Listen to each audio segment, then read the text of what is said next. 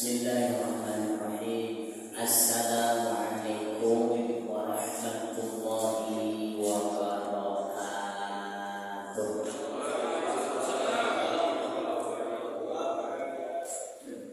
Ya Rabbi bil Mustafa balligh maqasidana waghfir lana ma madha ya wasi'al karim.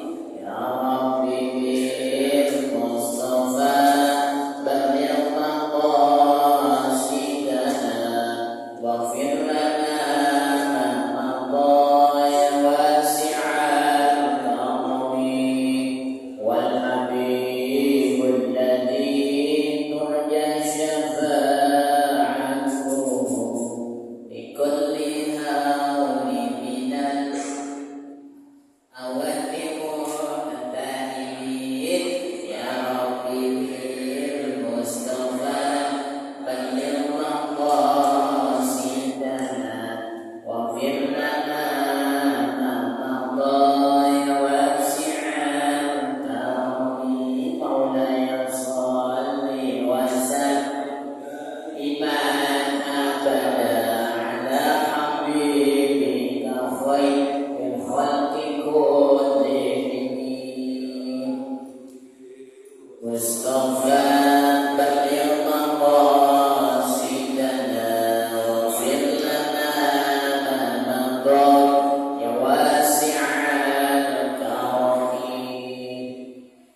Alhamdulillah, alhamdulillahilladzi anzala sakinata fi qulubil mu'minin liyazdadu imanan ma'a imanihim. Asyhadu an la ilaha illallah wahdahu la syarika lah wa asyhadu anna sayyidana wa nabiyyana wa maulana Muhammadin wa ala alihi wa sahbihi wa man tabi'ahum bi ihsan ila yaumiddin. Faqad qala Allah ta'ala fi kitabil karim.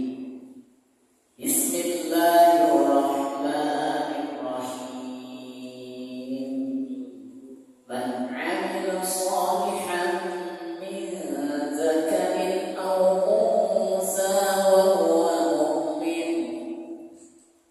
huwa mu'minun falanuhyiyannahu hayatan thayyibah wa lanajziyannahum ajrahum bi ahsani ma kanu ya'malun. Ila akhir ayat. Wa qala Rasulullah sallallahu alaihi wasallam, man ahya sunnati faqad habbani wa man habbani kana ma'i fil jannah. Ila hadis amma ba'd. Ayyuhal hadirun jamaah salat Nabi yang berbahagia serta dimuliakan Allah Subhanahu wa taala. Puji syukur kepada Allah yang mana Allah telah memberikan kita banyak sekali nikmat. Di antara nikmat yang paling agung, nikmat yang paling luar biasa adalah nikmat iman dan nikmat Islam. Ketetapan iman, ketetapan Islam itulah nikmat yang agung yang harus kita syukuri kepada Allah Subhanahu wa taala. Sehingga dengan tetapnya iman dan tetapnya Islam, kita ini bisa berjejer sila antara bermuajalah, musyafaat, silaturahmi, saling bincang-bincang kanan kiri. Dan ini nikmat yang paling agung. Kita bisa hadir di masjid yang kita cintai, ini masjid Baitul Salam, Baitul Rumah, assalam kepada keselamatan.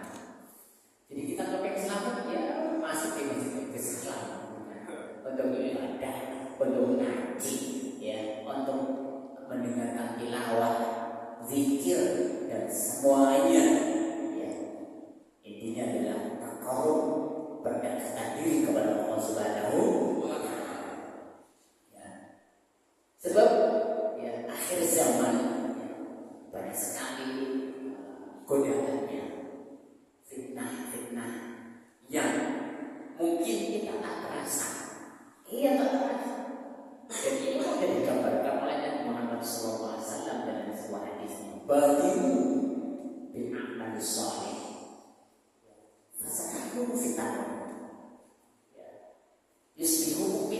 wa yusu kufran.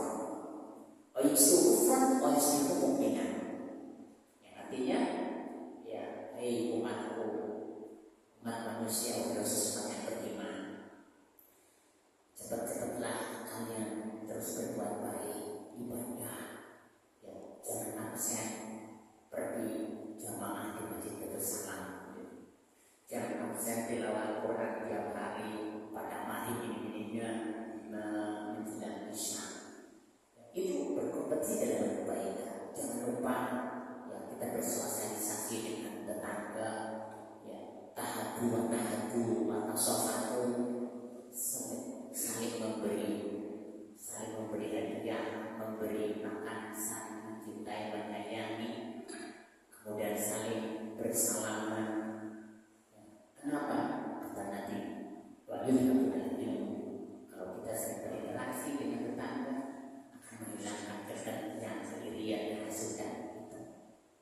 Ya, tadi, ya, teruslah kita berkompetisi dalam kebaikan. Kenapa? Kita fasa takut fitnah. Di akhir zaman itu akan banyak sekali fitnah. Ya, fitnah itu apa? Sesuatu yang menjadikan kita apa namanya? Tidak aman dan tidak nyaman. Tidak nyaman, ya namanya fitnah. Kubu A, kubu B, ya saling memfitnah. Oh si B itu orangnya baik, oh si A itu orangnya jelek. Nah, saling fitnah. Akhirnya terjadi percekcokan, pertikaian, fitnah. Bahkan, ya, al-fitnatu asyaddu min al-qatl. Saking apa namanya? Beratnya ataupun saking fitnah itu harus dijauhi sehingga disamakan dengan fitnah lebih kejam daripada pembunuhan itu seperti itu. Jadi fitnah sangat berat yang harus kita jauhi. Fasa takut fitnah karena akan banyak fitnah di akhir zaman. Nah, dengan fitnah tadi akhirnya apa? Menjadikan kita orang yang beriman yang sekarang pada ngaji. Kemudian jeda habis isya sholat, ya, kemudian jam 8 jam 9 kita berinteraksi dengan siapa? Bisa jadi yusbihu kufran, sore ngaji, pagi-paginya kok kita bisa dikatakan kufran, itu kan kata Nabi. Karena durasi ya antara sore atau malam sampai pagi ini ngapain aja? Mungkin ya kita ngomong yang kurang bermanfaat.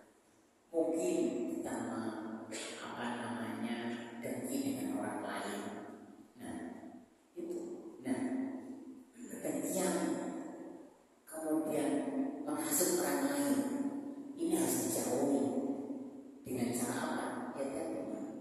Ya, berarti yang bermanfaat durasi antara maghrib ya isya sampai pagi ya kita zikir, kita baca Al-Quran supaya apa tadi fitnah itu tidak ya ada di sekitar kita sehingga kita konsisten pas pagi hari betul istiqomah keimanan kita, tetap istiqomah keyakinan kita dan kita tidak kufur kepada Allah. Begitu juga selanjutnya pagi-pagi ada pengajian tasik Al-Quran misalnya.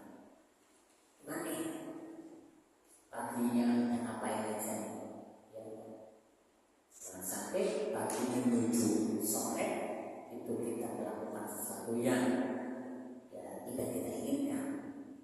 Nah, proteksinya penjagaannya tadi dengan kita terus berbuat baik, beramal soleh. Ya mungkin pas kita lagi libur di lingkungan yang bantu yang RT RW dan akan membersihkan lingkungan itu. Jadi itu dikatakan binamal soleh supaya kita istiqomah dalam kebaikan itu. Ya mudah-mudahan ya. Jadi perbuatan baik kita itu ternyata akan menjaga dari fitnah-fitnah yang akan memakan kita, yang akan menggerogoti dari iman kita. Amin ya Rabbal. Jadi spot kita harus berbuat baik, jamaah jangan tinggalkan, ngaji jangan absen, ya berinteraksi dengan orang lain tidak jangan absen. Ya, sebagai ketetapan iman kita supaya stabil. Baik, Bapak Ibu yang Tuhan Subhanahu wa Ta'ala. Tadi saya dihubungi oleh Menteri Perhubungan. Ngajinya sirah itu katanya ya. Iya, sirah nabawiyah. Nah, sirah ini ya kita sih penting hadis dari kaji dulu. Hadis aja ya. Ya, saya punya pegangan masalah hadis. Ini juga saya ngaji tadi subuh di Taman Rahayu. Makanya hadis-hadis pilihan. Jadi implementasi Nabi, ya, aktualisasi Nabi dalam kehidupan saya itu contoh. Kenapa? Ada motivasi dari Nabi Muhammad SAW supaya kita betul-betul mengaktualisasikan, ya, mengamalkan apa yang beliau lakukan. Man ahya sunnati faqad habani wa man habani kana ma'i fil jannah. Siapa orangnya mau menghidupkan, mau menjaga, merawat apa yang disampaikan oleh Nabi, apa yang telah dilakukan oleh Nabi kala itu, ya, maka dia termasuk habani, mencintai aku, kata Nabi. Wa man habani kana ma'i fil jannah. Dan ketika dia mencintai aku, maka akan bersamaku di surga Allah Subhanahu wa Ta'ala. Amin ya rabbal. Itu ya paling hadis ya terkait dengan perilaku Nabi. Apa sih itu hadis? Itu hadis itu maknanya fadilah Nabi sallallahu alaihi wasallam.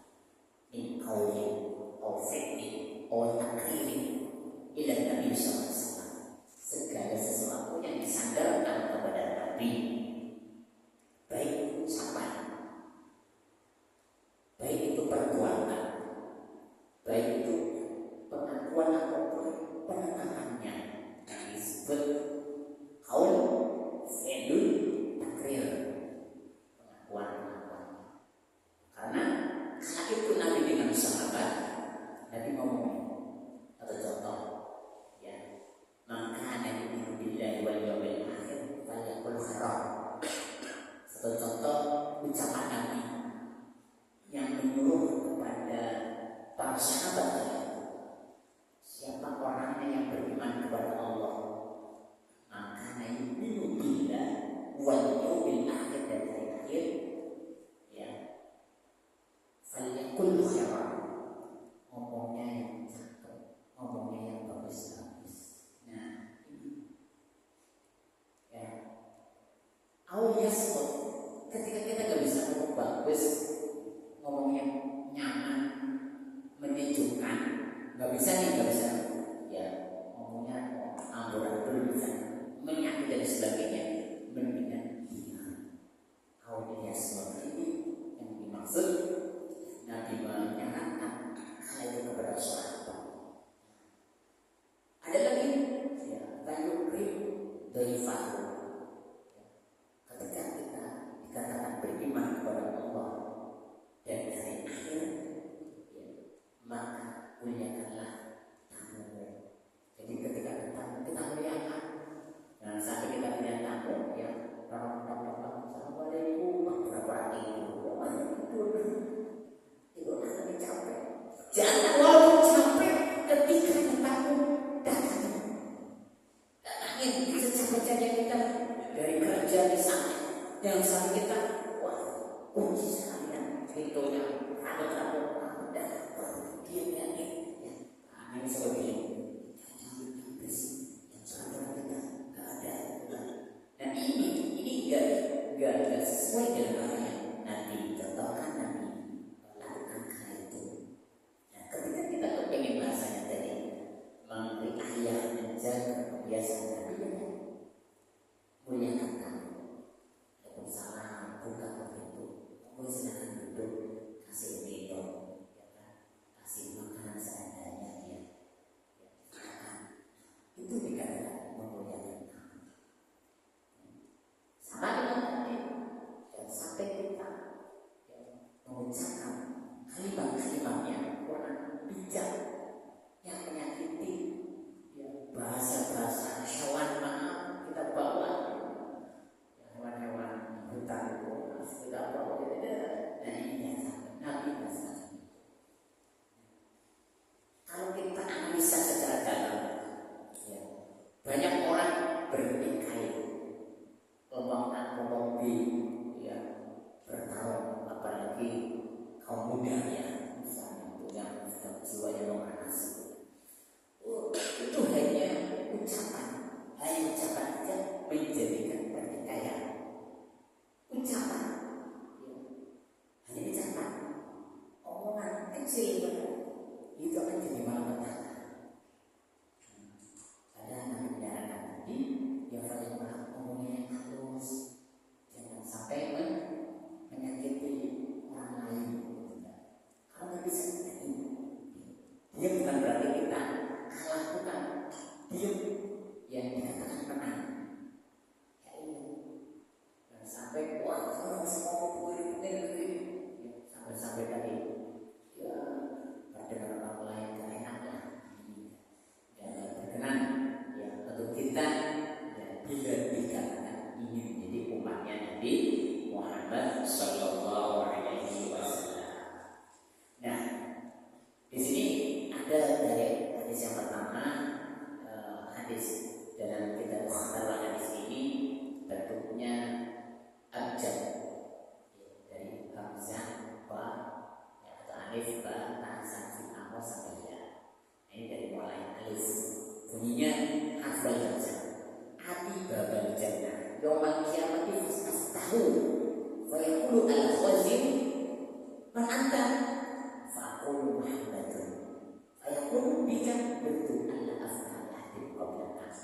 Artinya gini, ya, telah datang kepadaku, ya, babal jannah, di pintu surga. Kapan? Kelak di yaumul qiyamah nanti. Fastahu, maka akan saya buka lebar-lebar, ya, pintu. Fayaqulu al-khazin, lalu mereka berkata, al-khazin, penjaga surga. Al-khazin penjaga surga. Lalu penjaga surga berkata, "Anta siapa kamu?" Al-khazin. Fa'aqulu, maka saya jawab, Nabi jawab, Muhammadun, saya Muhammad. Fayaqulu, ya, lalu si al-khazin berkata, bika betul hati kau. Jadi untukmu, si khazin itu menjaga surga, untukmu saya diberitakan. Jadi orang yang pertama masuk surga adalah tahu hati seseorang yang, yaitu Nabi Muhammad SAW.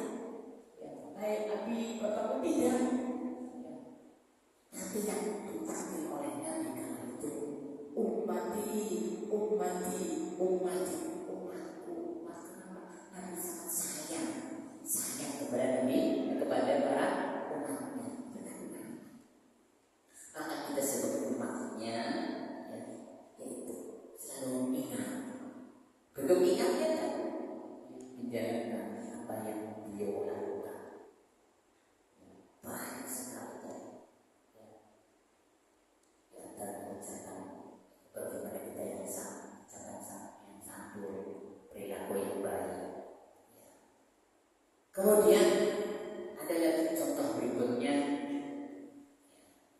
kata Nabi ini, afatul ilmi, afatul ilmi salah satu. Lagi, fakihun fajirun, wa imamun jahilun, wa mujtahidun jahilun. Kata Nabi, rusaknya agama tidak digambarkan oleh Nabi. Salah satu ada tiga. Di antaranya kata Nabi, fakihun fajirun, orang yang ahli agama, ya, fajirun itu banyak berbuat dosa. Halnya dia paham agama, artinya bahwa saya jamaah itu lima waktu itu dapat derajat pahala yang banyak. Tapi dia nggak mengamalkan, dia nggak tunaikan. Dia tahu bahwasanya oleh walau karena orang katakannya benar, katakan benar, katakan salah yang salah. Tapi kok kebalikannya, pasti dia tahu ada yang salah dibenarkan, yang benar disalahkan. Contohnya si hakim ya kan, pengadilan itu kan orang ngerti. Kemudian dia karena mungkin ada sokongan Islam dan sebagainya, ya, sekian ayo bebaskan si fulan, sekian kurangi hukumannya si fulan. Nah, ini kan yang menjadikan rusaknya agama. Afaluddin itu pertama tadi, ya, fakihun fajirun, orang yang mengerti, wabil khusus orang yang mengerti agama, itu dia berbuat dosa. Kalau bahasa Jawa itu hancur, fajir itu hancur. Salah satu yang harus kita tinggalkan. Ini ya, agama yang harusnya hanif, lurus, ya kan, yang menjadikan keselamatan bagi si pribadi orang tersebut, tapi jadi malah petaka. Ini bukan agamanya, tapi individu orang tersebut. Ya, yang pertama. Kemudian yang kedua, wa imamun jahilun, seorang pemimpin yang menjadi panutan. Fajirun, zalim. Zalim itu apa? Dia melakukan sesuatu yang tidak semestinya, ataupun menjadikan orang teraniaya. Zalim, menjadikan orang teraniaya. Dia seorang pemimpin, tapi dengan kepemimpinannya membuat rugi umatnya, membuat malapetaka pada rakyatnya. Nah, inilah ya, agama sudah rusak. Kenapa? Ya, agamanya yang diamalkan. Seorang pemimpin harusnya mengayomi kepada umatnya, kepada rakyatnya. Seorang pejabat hendaknya jangan merusak, jangan sampai mengakibatkan orang rugi. Ya, saudara-saudara kita, ya, di sana, di luar Jawa, Aceh, Sumatera dan sebagainya, itu karena pemimpin, karena pejabat yang dengan penyakit serakahnya, ya kan? Padahal Allah telah mengingatkan, wala tufsidu fil ardi. Situ, kalau semua umat manusia, baik yang beriman maupun yang tidak beriman, walaupun situ ini mukhotobnya ataupun yang ditujukannya pada orang alam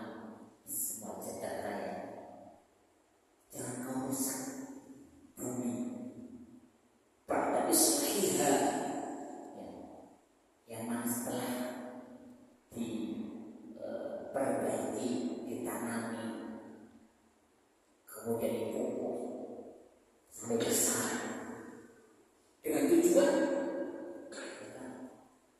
alam dunia Jakarta ini bisa terawat, bisa terjaga, ya kan?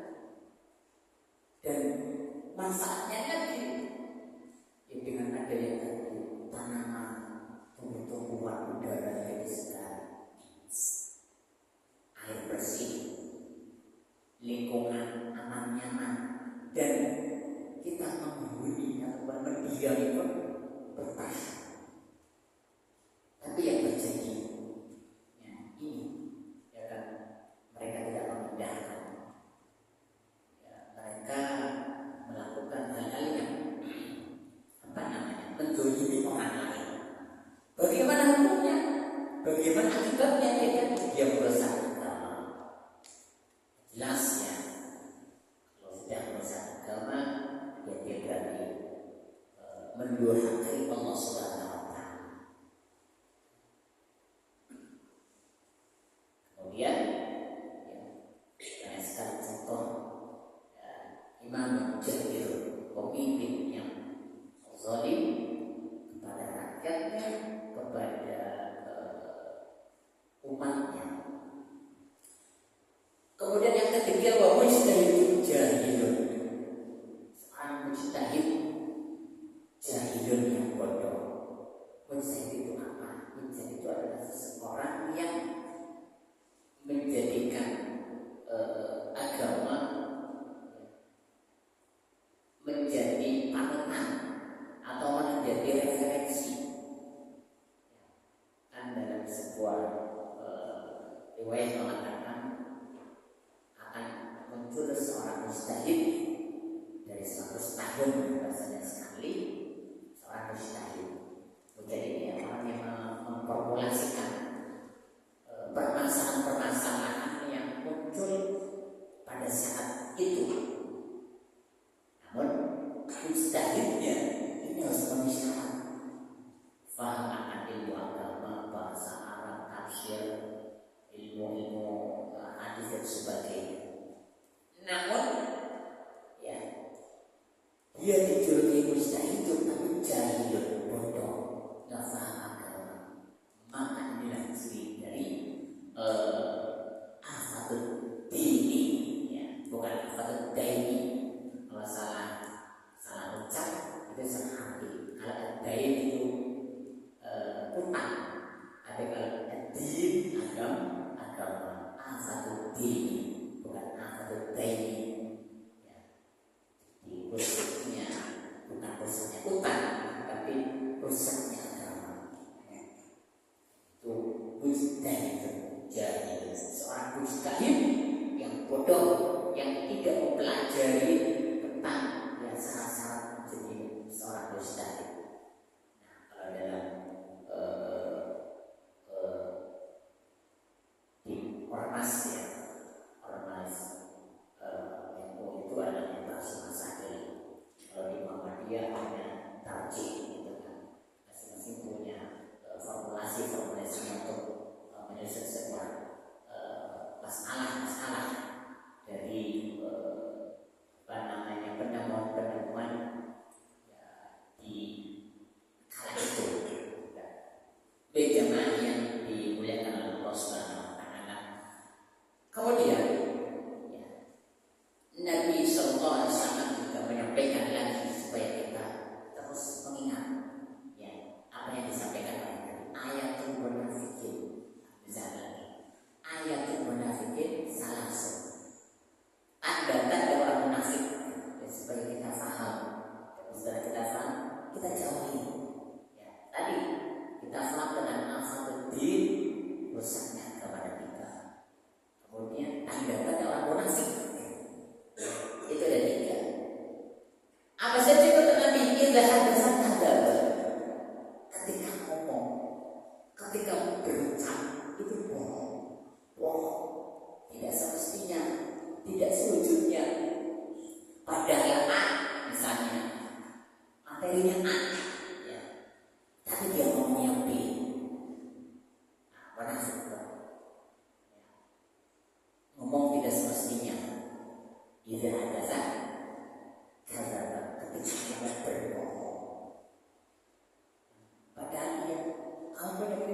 Bu saya nggak punya duit, padahal punya duit, takut diizinin misalnya. Seperti sudah seuzon dulu, padahal hanya ngomong punya duit enggak punya duit, kalau pinjam nih, kamu bekerja di mana? Ya, memang saya bekerja di sini. Ya, saya jadi direktur, padahal bukan. Saya jadi manajer misalnya, padahal tidak. Ngomong yang bohong, ngomong tidak sebenarnya. Maka ini tanda-tanda orang munafik. Alias semacam ini jauhi oleh kita. Wa idza wa'ada akhlafa, ketika berjanji dia sulaya, tidak menepati. Ya, si fulan contoh seseorang utang, misalnya utang. Insya Allah saya bayar tanggal 1 misalnya. Tanggal 1 ya sudah mulai habis. Sudah mulai tanggal 2 tunggu. Udah tanggal 2 kau nggak ngasih. Padahal dia ngomong tanggal 1 betul, yakin, betul benar nanti saya tanggal 1 saya kembalikan misalnya. Dia nggak kembalikan. Nah ini ya. Bila wa'ada, ketika dia menjadi akhlafa, tidak menepati. Ini tanda-tanda orang munafik. Jauhi seperti ini. Sampai kita melakukan hal ini. Kemudian wa'idatu minal khona, ketika dia diberikan amanah, khona, dia tidak menepati, dia tidak menjaganya. Ketika dia diberi amanah, dia tidak menjaga.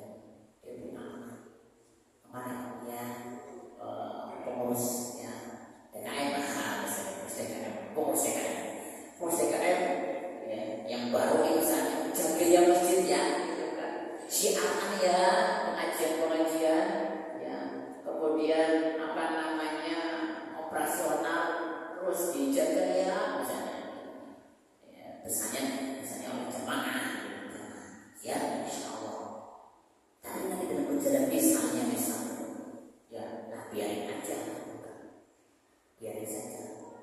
Amanahnya tidak dia lakukan, nah dia termasuk kategori dia orang munafik.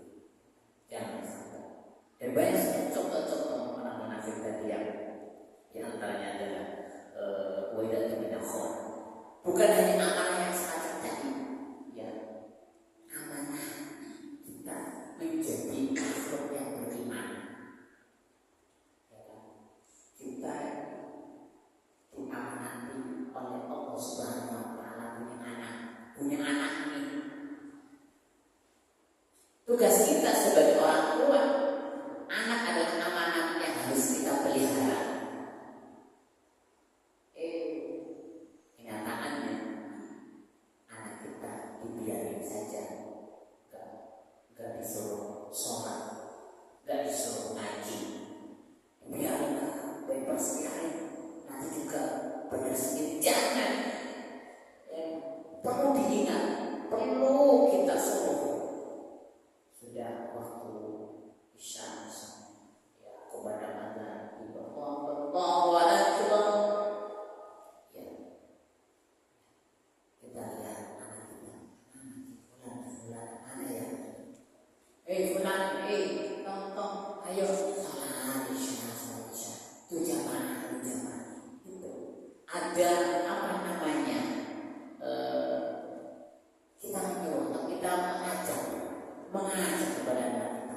Jangan hanya kita saja, ajak anak kita. Kenapa anak kita amanah? Nah, kalau amanahnya itu tidak kita jaga, tidak kita pelihara betul-betul, dikatakan amanah. Akhirnya misalnya anak adalah amanah, digaru, kemudian terdengar anaknya ketangkap oleh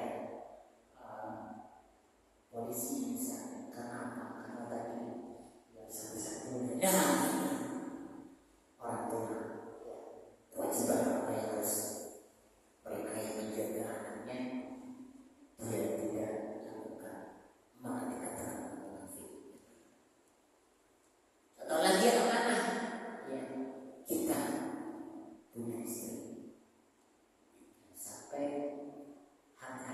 kewajiban-kewajiban dari istri kita dibiarkan dulu saja.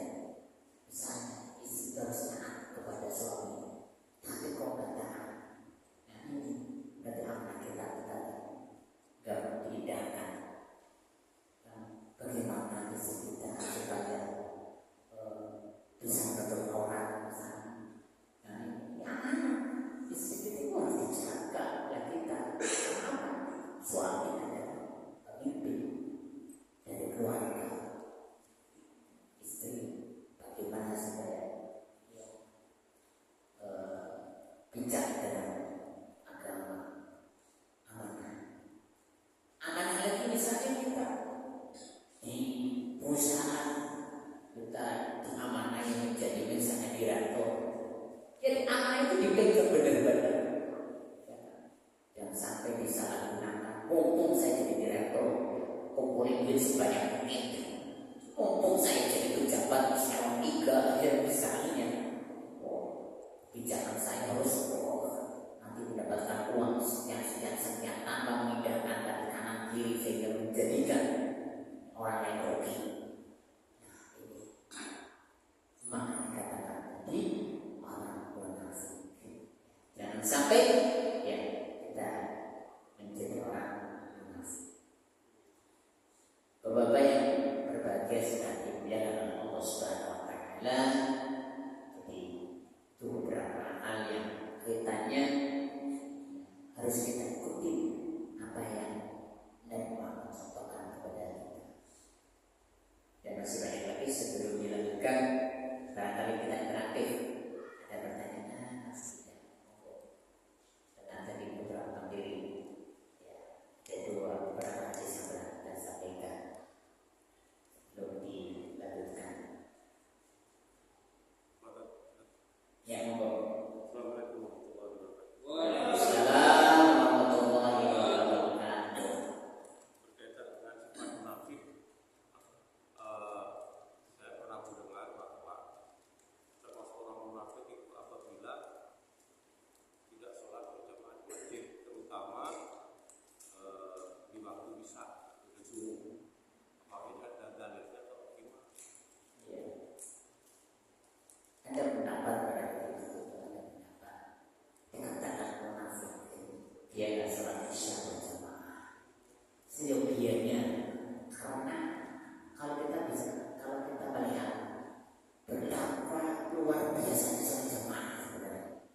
Tadi di awal 27 derajat kebaikan yang akan kita peroleh dari Allah Subhanahu wa taala. Sehingga ada statement yang rugi.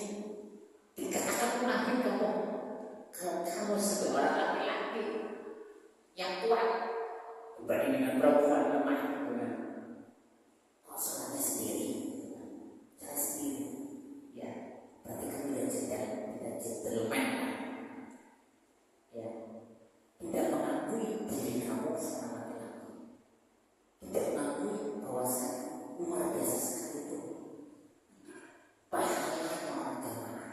Ya kan?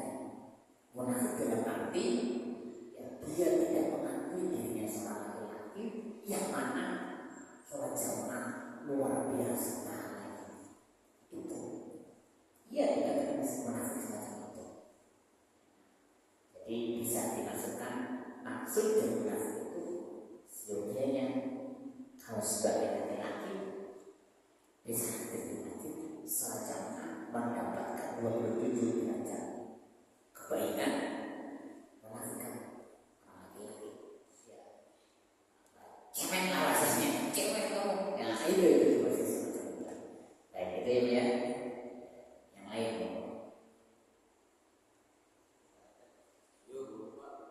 Pak RW, PRT, ngomong apa aja tuh?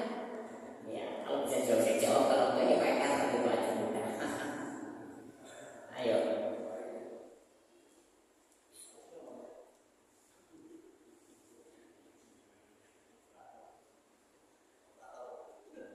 So, Menteri Perhubungan, bos. Anggo ya.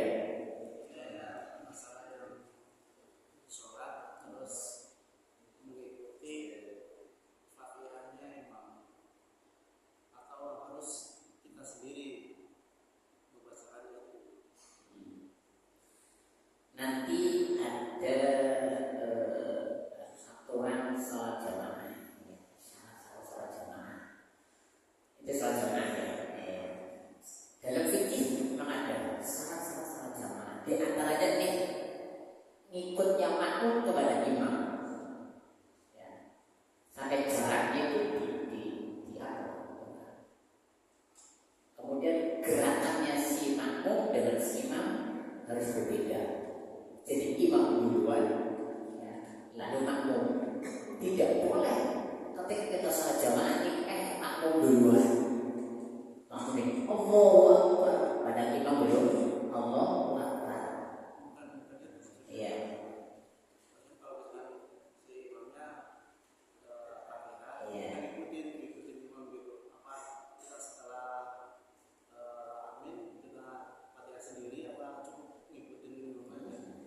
Iya, dia masuk pada itu kan nanti.